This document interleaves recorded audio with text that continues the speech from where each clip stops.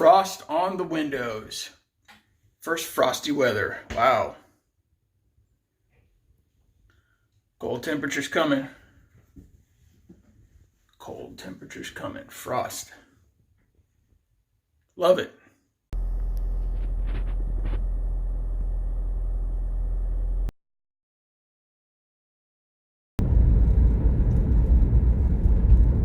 So why? Uber wants to know, why do you drive for Uber? So I figured I'd answer it right here on YouTube for you guys as well. So why do I personally drive for Uber? Well, it started when I got laid off from a corporate job about,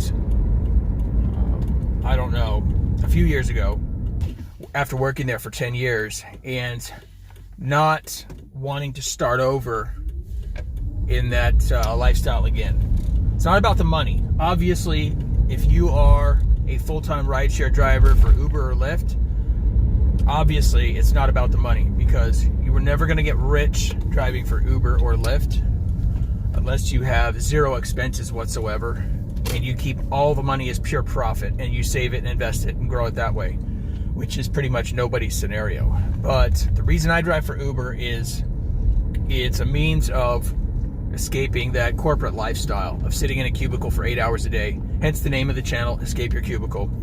This is my escape, finding some way of earning enough money to survive, not to get rich. My goal is not to become a millionaire.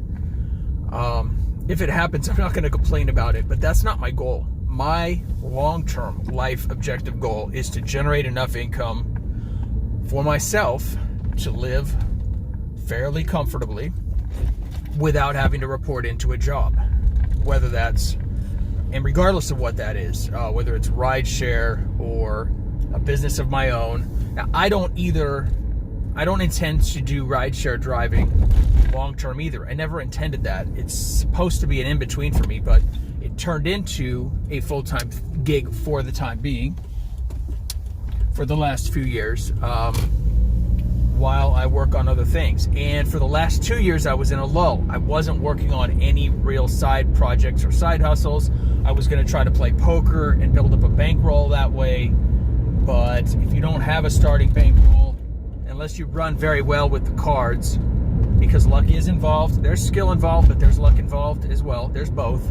So if you don't have skill and luck running your way, it's tough to build up a bankroll, especially when you have very low income coming in. So sort of put that on pause for now. That's definitely going to be something in my future. I'm going to play more poker, especially I'm more of a tournament guy than a cash game guy. But that's going to be at a time where I have other things in order. And right now we're just trying, our goal is just to pay the bills, just do enough rideshare driving, pay the bills.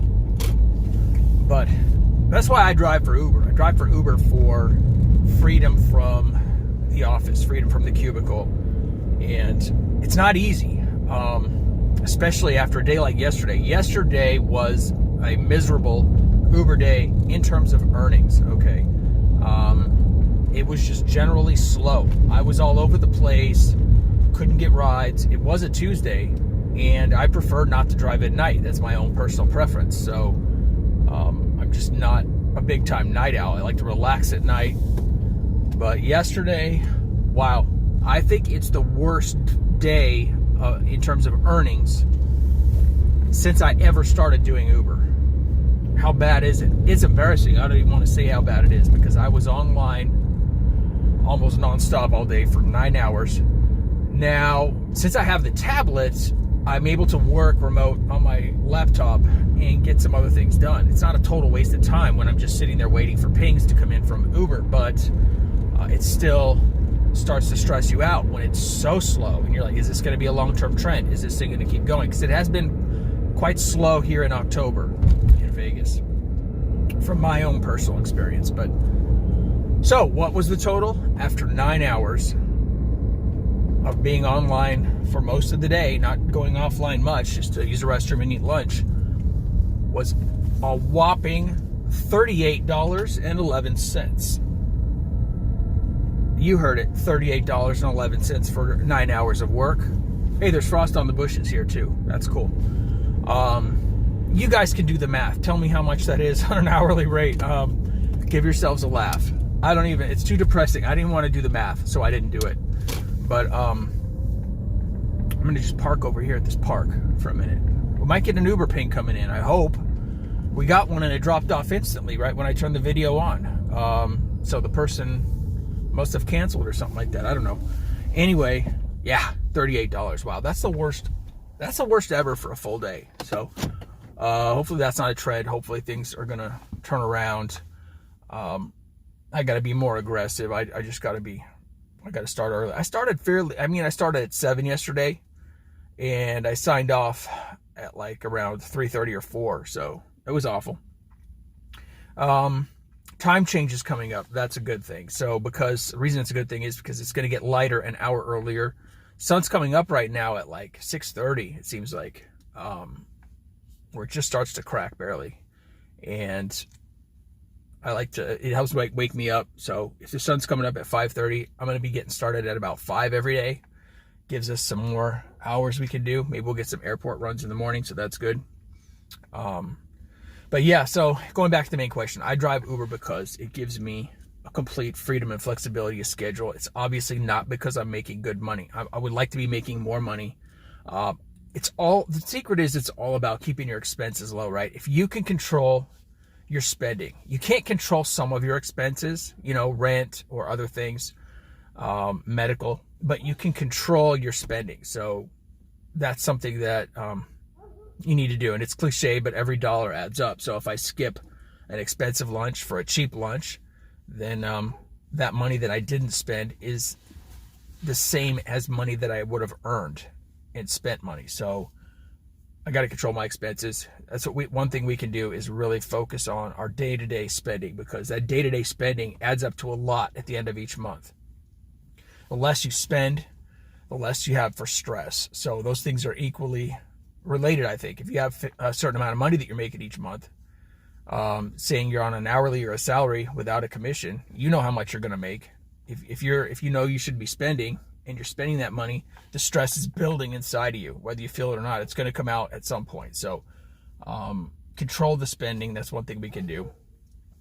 And don't make stupid decisions with money. A lot of people are spending money because their friends are spending money, right? It's like keeping up with the Joneses or whatever. And your friend drives a BMW, you don't want to drive a Honda Civic or whatever. You know how it is. You don't want to drive a Prius because your friends all drive BMWs and Mercedes. Keeping up with the Joneses. Hey, there we go. 36-minute trip. Let's see if we can get it. That would be a nice start. Hang on, I'll be right back.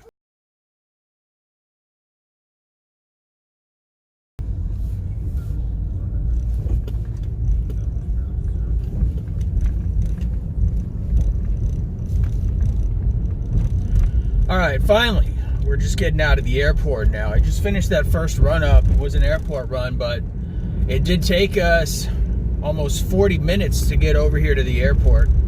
And that can normally be about a 20-minute drive because the traffic was absolutely atrocious. Maybe the worst traffic I've ever seen in the morning, but it doesn't matter to me. I'm getting paid either way. Just bad for the rider because he was trying to get over there and make his flight. When you're sitting in an office job, basically any job that you really don't like, what do you find yourself doing throughout the day? You're always, if you're like me, you're always looking at the clock. What time is it? Oh, okay, it's only 9 o'clock. I've been here for an hour. It's like, when's my first break? I was looking forward to that next thing. When's my coffee break? When's the next break? When's lunchtime? What am I going to eat for lunch? Then it's like the afternoon drag, man. The time goes so slow. From about 1 in the afternoon until 5 in the afternoon, that part of the day just drags. At least it did for me. Man, the mornings go pretty fast, but the afternoons, man, are killer. It just seems to take forever. You get tired. You got to start pounding coffee if you're a coffee junkie like me. So we avoid the office cubicle.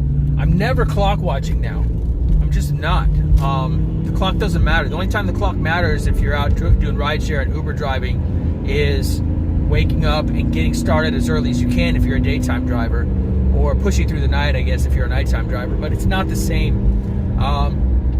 The other thing, the scenery constantly changes, right? Because I'm outdoors. I don't know where I'm going. I could be anywhere all over town, and I see different things every single day. It's not like I'm staring at a computer screen for 8 hours. My eyes and my headaches, man, my eyes would literally start to hurt because I do a lot of spreadsheet work. I was in Excel a lot of the day. White screen. You can change it up, change the brightness, get one of those screens that you put over it to dim it down a little bit. But it doesn't matter because your eyes are constantly trying to focus on all those little squares, all the grids, right, of the spreadsheet. And my eyes would just hurt after a while. As soon as I was done with that job and I was just out driving and doing my own thing, all that problem with my eyes hurting went away completely. So that was obviously caused by that. Man, I mean, I even thought about trying to get money for workers' comp because my eyes was so bad, it was so painful. I was having to take 8 Advil a day just to maintain and keep doing that job in my position. There was no way around it. So I avoid that. I avoid those headaches. I don't get headaches anymore. Like I said, I'm outside. I'm in the car. You got to constantly focus when you're driving. Obviously, I mean, occupational work hazard. You got to really stay aware and awake. You can't let yourself slip. You got to be watching everywhere, in front of you, behind you, on the sides, for obvious reasons. You don't get that office boredom, so that's good. I can get out of the car whenever I feel like it. If I start to get tired and burn out, I can, especially here in Vegas, there's so many places to stop and just walk. You know, if you're down here by the Strip, and I get free parking at most of the properties because I have their credit card, so they give you free parking with that as a perk. So I can park in any of the parking garages, stroll through the casino, just people watch, see what's going on. That's kind of fun. I can go in and get lunch somewhere if I feel like it. There's a lot of positives, okay? The money is not one of them, obviously. When you're listening to my rant about yesterday being such a bad money day. Sometimes it's easy. Sometimes. Not all the time. Not even once a week, but maybe a few times here and there, it's easy. It's like the trips just add up. You get a lot of long trips, back to back to back. It's busy, and you made your quota, whatever your daily quota is, by like 1 in the afternoon or 2 in the afternoon. And the lower your monthly living expenses are, the lower your stress is going to be. Obviously, I know I'm stating the obvious, but I'm partially doing it for myself, you know, reinforcement for myself. I say it lots of times. I'm just looking forward to my car being paid off, and that financial month-to-month pressure is going to drop by like 20%, 25% when that $425 a month payment is no more. Man, that's going to be nice. But that doesn't mean I can... It doesn't mean I can be lazy. I got to keep pushing at the same pace, because that money that would have gone to the car payment needs to go towards paying off the credit cards. And then when everything is paid off, the stress level comes down again, a whole other notch. So then that extra money that would have gone to the car payment is going to go into savings / new business / poker bankroll for once in a while playing, and just having a cushion. You know, because I have no cushion right now. That's probably enough. This video is already probably too long, and it's only 8:25 in the morning. So I might add a few more things here. We'll see. To the rest of the video, and then get back at it. But I do appreciate everyone watching. If you're not a subscriber, it'd be great if you click the subscribe button. And I don't know if I'm going to end the video right here. Stick around and find out. Otherwise, see what I see and keep it going. Thanks for watching.